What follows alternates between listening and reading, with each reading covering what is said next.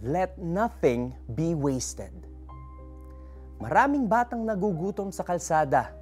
Ubusin mo lahat ng kanin sa plato mo. Isa ito sa mga paalala ng mga nanay na maririnig natin araw-araw sa mga hapagkainan. Lalo na sa hirap ng buhay ngayon, bawat butil ng bigas ay may value. Ito rin siguro ang isa sa mga katotohanan ng gustong ituro ni Jesus sa kanyang disciples during one of his greatest miracles, the feeding of the 5,000.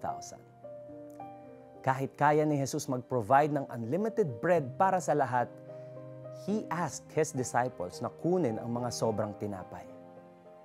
This shows Jesus cares for every little bit of resource. Ayaw niyang may nasasayang. Katulad ng tinapay, ayaw din ni Lord na masayang ang ating buhay. He values each one of us as if there's only one of us. Ganoon tayo kamahal ni Jesus. He proved it by giving His life for us through the cross. He wants us to experience a full and everlasting life. Ngunit paano ba natin to gagawin? How can we live a life na hindi sayang? Let's start by surrendering our lives to Jesus Christ. Siya ang master at maker nating lahat. At alam niya ang purpose ng buhay natin.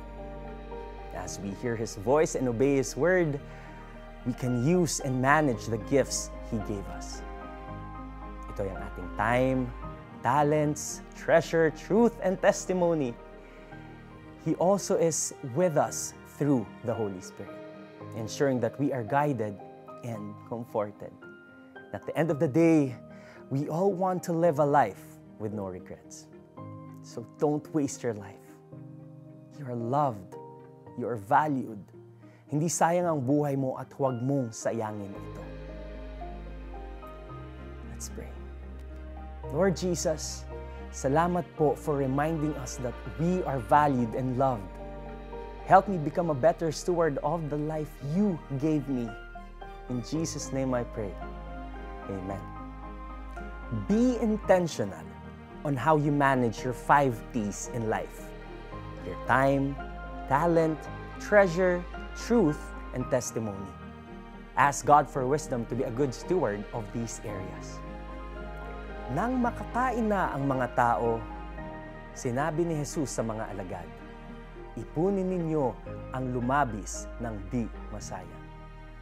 John 6, verse 12. Ako po si Neo Rivera. God bless.